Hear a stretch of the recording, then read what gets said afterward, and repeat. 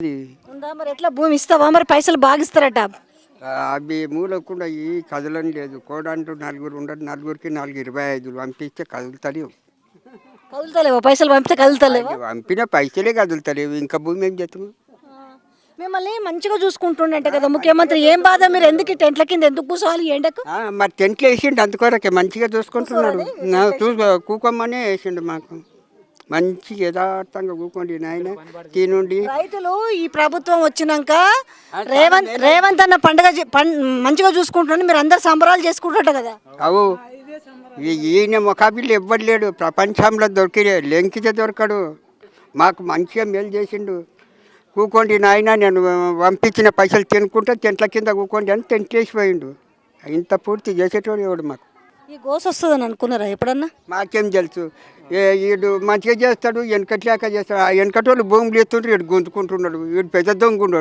మేమేం చేస్తాం అప్పుడు ఇందిరమ్మ భూములు ఇచ్చిందని మంచి పేరు ఉండే కదా మరి ఇప్పుడేమో పెడతాడు వీడు కంపనాటిపోతున్నాడు పార్టీకి కంపనాడుతున్నాడు పార్టీగా రాదు అయిపోయింది వీడికి ఆఖరి వీడు అందుకొరకే వచ్చిండు ఇటువంటి మొగోడు దొరకడు ఇందిరమ్మ పరువు తీస్తున్నాడా ఆ పరువు ఇంకా ఏమి పానికి రాకుండా చేసిపోతున్నాడు కంపనాడుతున్నాడు పాటకి అన్ని మూతలకు తలుపుడు కంప పెట్టిపోతున్నాడు లాభం లేదు అయిపోయింది పార్టీ బలం దించేసిండు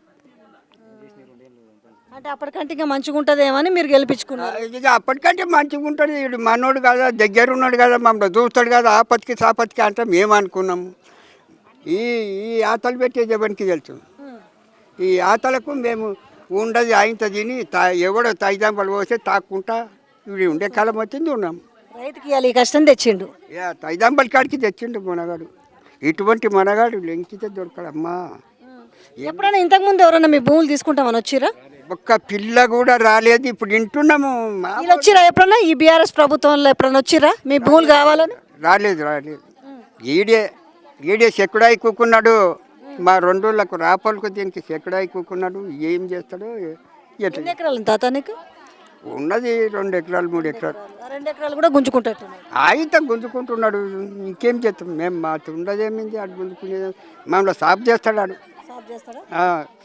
జేసీబీ చేస్తాడు కొడతాడు అందరిని ఒకతాను వేస్తాడు కమ్ముతాడు పోతాడు మరి ఏం చేద్దాం తాత ఇప్పుడు ఎట్లా కాపాడుకోవాలనుకుంటారు భూముల్ని ఎట్లా అంటే ఇక ఎవరమన్నా ఎవరైనా దాస్తాం మాడన్నా దాస్తాడు మేమన్నా దాస్తాం ఇంకా చేసేది ఏమిది రాళ్ళు రప్పలు తీసుకొని కూడా కొడతాం ఇక చేసేది ఏం లేదు లేకపోతే మనం తెచ్చుకుంటాం తాగుతాం యథార్థంగా ఇక భూమి తీసుకోమని మరి భూమి తీసుకొని పైసలు ఇస్తాడట కదా మా కానీ పైసలు బేకలేదు బేకలేదు ఆడు పంపినే దంగుతలేవు వాడు ఇచ్చే పైసలు మేమేం చేసుకుందాం 4 ఉండరు కొడాంట్లు 4కి 425 ఇంతగానో వచ్చినాక ఏం తింటాం మేము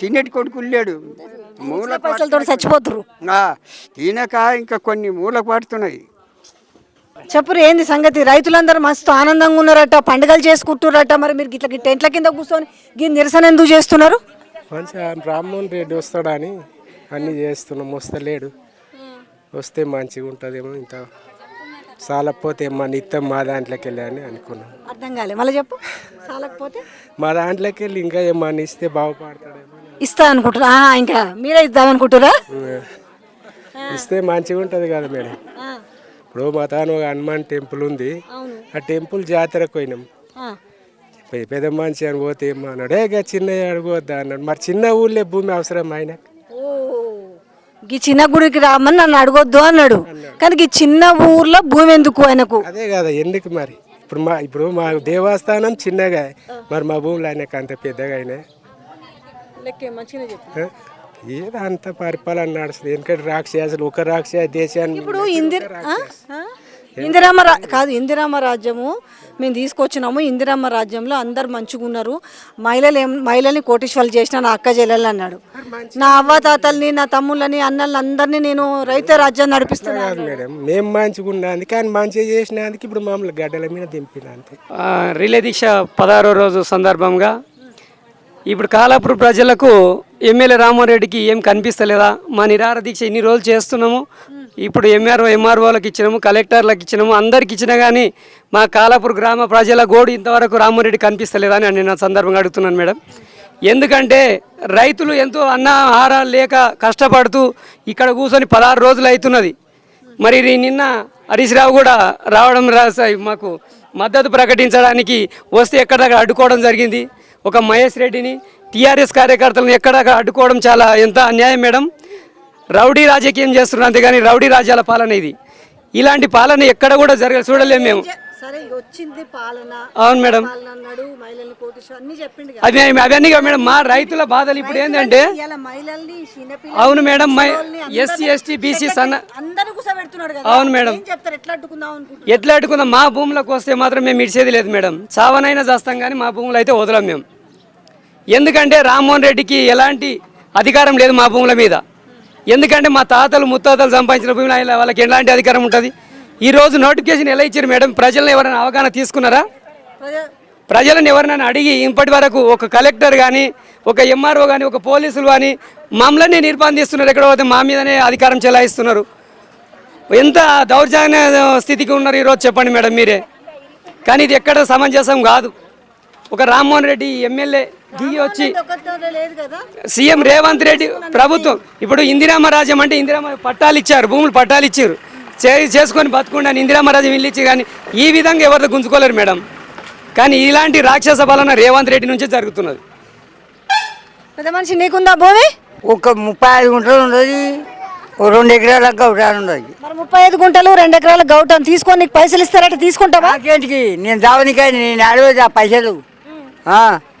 పైసలు నాకేంటికి, నా పొలం ఉండడు, తిని మంచిగా ఉంటాడు, దాన్ని చేసుకొని దవ్వుకొని తిని బతుకుతాడు.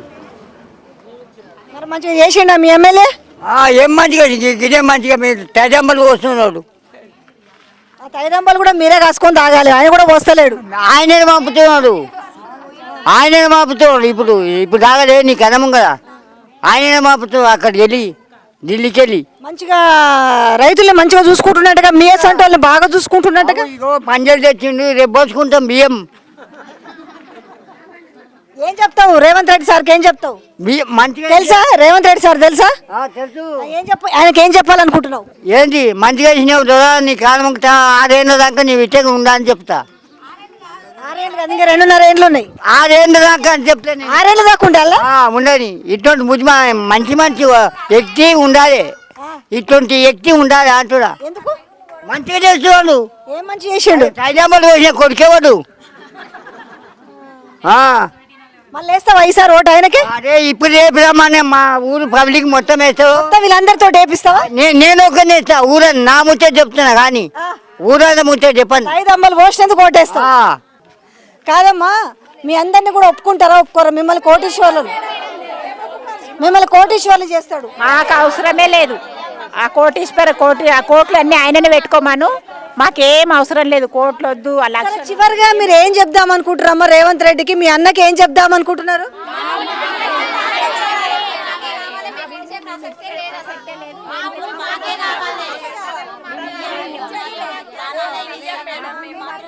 సో వీళ్ళందరూ ఒకటే చెప్తున్నారు. ఏది కడ్లాపూర్ అండి మీది?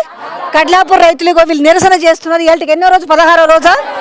16 రోజుల నుంచి నిరసన చేస్తున్నారు. వాళ్ళ పాపం వాళ్ళ పిల్లలు వాళ్ళు స్కూల్ నుంచి వచ్చారు, చెట్ల కింద చిన్న పిల్లలు ఉన్నారు. వీళ్ళకి టెంట్లు వేసుకొని ఇలా కూర్చునే పరిస్థితి తీసుకొచ్చింది ఎవరు అని చెప్పి నమ్మి ఓటేస్తే మమ్మల్ని ఇలా ఇట్లా బజార్లో కూర్చోబెట్టి తైదంబలు తాగే పరిస్థితికి తీసుకొచ్చిరంటారు. ఒకటే మాట్లాడినాము, అరే పొద్దున్న లేస్తారు రేవంత్ రెడ్డి, నేను మహిళల్ని కోటీశ్వరులను చేస్తున్నా అని చెప్పారు. నేను కోటి మర్చిపోయినా. 1 కోటి మంది మహిళల్ని కోటీశ్వరులు చేస్తాడంట. కోటీశ్వరులు చేసినాక రోడ్డు మీదకి తెచ్చిండు అన్న రేవంత్ అన్న. ఒక్కసారి మీరు కూడా అందరికి అన్న అని చెప్తారు కాబట్టి రేవంత్ అన్న, 1 కోటి మంది మహిళల్ని కోటీశ్వరులు చేసినట్టు కదా, కనీసం ఈ ఊర్లో మాటలు పాపం వాళ్ళ భూములు గుంజుకుంటారు. ఆ మహిళలు మీకు చెల్లెళ్ళు, అక్కలు, పెద్దమ్మలు, చిన్నమ్మలు లాంటి వాళ్ళు అందరు కదా, మీరే అంటారు కదా నల్లమల్ల నుంచి వచ్చిన నేను మామూలు బిడ్డని కాదు, నేను రైతు బిడ్డనని చెప్తారు కదా. రైతు బిడ్డ అయితే మరి వీళ్ళ గోసలు ఎందుకు తెలియదు? రాక్షసునిగా మారిండు. రైతు బిడ్డ అంట, రైతు బిడ్డగా పుట్టొచ్చు, రైతుకు బిడ్డగా పుట్టొచ్చు ఆయన. కాకపోతే రాక్షసుని లాగా మారిండు. రాక్షసుని లాగా మారి మా భూముల మీద పడ్డాడు. అసలు మా భూమిలో ఏం కనబడుతుందో ఆయనకు. మరి మా భూమి చుట్టే తిరుగుతున్నాడు. సూర్యుని చుట్టూ భూమి ఎట్లా తిరుగుతుందో దాని చుట్టూ తిరుగుతుంది. వీళ్ళు ఇట్లా ఫ్లెక్సీలు కట్టుకొని చూడొచ్చు, భూసేకరణ గురించి వద్దు, రైతుల పొట్ట కొట్టొద్దు అని చెప్పేసి అభివృద్ధి పేరుతో బలవంతం భూసేకరణ వెంటనే ఆపాలి, రైతులకు న్యాయం చేయాలి, భూసేకరణ నోటిఫికేషన్ వెంటనే రద్దు చేయాలి. సో వాళ్ళు కట్టుకున్నారు చూడు, ప్రభుత్వం మా భూమి కోసం రావద్దు. వాళ్ళు ఒక్కటే చెప్తున్నారు. అంటే ఎక్కడ చూసినా కూడా ఒక లగచర్ల చూసినాం మనం. మీరు ఎక్కడెక్కడైతే భూమిలోకి పోతున్నారో అక్కడక్కడ రైతులందరూ కూడా ఫస్ట్ మిమ్మల్ని బతిలాడుకుంటున్నారు, మీ కాళ్ళ పడతామని చెప్పారు, మీ ఏళ్ళ పడతామని చెప్పారు, వాళ్ళ గోస చెప్పుకుంటారు. కానీ వినకుండా మీరు అట్లనే టార్చర్ పెట్టిరనుకో ఇక తరిమి కొట్టే రోజులు రావా? వాళ్ళు ఈరోజు తిండి తిప్పలు మానుకొని వాళ్ళ పిల్లల్ని జల్లల్ని పెట్టుకొని గీ టెంట్ల కింద గీళ్ళు కోటీశ్వరులు చేసినావా? ఇప్పుడు గీ రైతులంతా ఇప్పుడు ఏడ టెంట్లు వేసుకొని పండుగ చేసుకుంటురా, బ్యానర్లు కట్టుకొని నిరసన వ్యక్తం చేస్తారు కదా. ఈరోజు వాళ్ళు నిరాహార దీక్షలు, రిలే నిరాహార దీక్షలు చేస్తురా. అవసరమైతే మా భూమిలో మేమే చేస్తాం, ఎందుకంటే వాళ్ళ బెదిరింపు కాదు, వాళ్ళకి ఆ భూమితో ఉన్న అనుబంధం అట్లాంటిది. రేవంత్ అన్న ఒకటి అడుగుతా, మీకు జూబ్లీ హిల్స్లో ప్యాలెస్ ఉంది కదా, ఉన్నట్టుండి రాత్రికి మిమ్మల్ని కాల్ చేసిపోమంటే పోతారా? మీకు దాంట్లో ఎన్ని ఎమోషన్స్ ఉంటాయి, ఎన్ని ఫీలింగ్స్ ఉంటాయి, అట్లనే అందరికి ఉంటాయి. వాళ్ళకి పాపం ఊహ తెలిసినప్పటి నుంచి ఇప్పుడు అంత వాళ్ళు ఉన్నారు చూడ, పెద్ద మనుషులు ఉన్నారు, వాళ్ళకి ఎంత గోసు ఉంటుంది. ఇప్పటికిప్పుడు మీరు భూమి ఇచ్చిపెట్టి పోంటారు, మేము ఎంతో కొంత ఇస్తాం, మేము మొఖాన కొట్టేస్తాము, మీరు పైసలు తీసుకొని పోరంటే ఆ గోస ఎట్లుంటుంది? ఎవరు కూడా పైసలు వద్దంటారు, వాళ్ళ భూములు వాళ్ళకే కావాలంటారు. మీరు వాళ్ళ మీద ఎట్లాంటి నిండేయద్దు. వాళ్ళందరూ కూడా నికార్సైన రైతులు, వాళ్ళెవ్వరిని కూడా రెచ్చగొడుతున్నారు. వాళ్ళ బాధ అది. ఆ బాధని బయటికి తీసుకురావడానికి మీరు నిజమైన రైతు బిడ్డో కాదో తెలియదు, కానీ మేమందరం ఈ తెలంగాణ జిల్లాలో పుట్టిన రైతు బిడ్డలం కాబట్టి ఆ రైతుల గోస ఎట్లుంటుందో మాకు తెలుసు కాబట్టి ఈడికొచ్చి మేము వీళ్ళు ఏం చెప్తున్నారు, వాళ్ళ బాధ ఏంది అనేసి మేము ముందుకు తీసుకొస్తున్నాం. ఇకనైనా మీరు తీసుకున్న నిర్ణయాన్ని వెనక్కి తీసుకుంటే బాగుంటుంది. లేకపోతే పోనీ రైతులే కదా, పోనీ రైతులు మహిళలే కదా అనుకుంటే దాని రెప్రకరేషన్స్ చాలా ఉంటాయి, అది గుర్తుపెట్టుకోండి. వాళ్ళకి ఎక్కించడం ఎంత బాగా తెలుసో గద్దె దించడం కూడా అంత బాగా తెలుసు, అది మీరు యాదకు పెట్టుకోండి.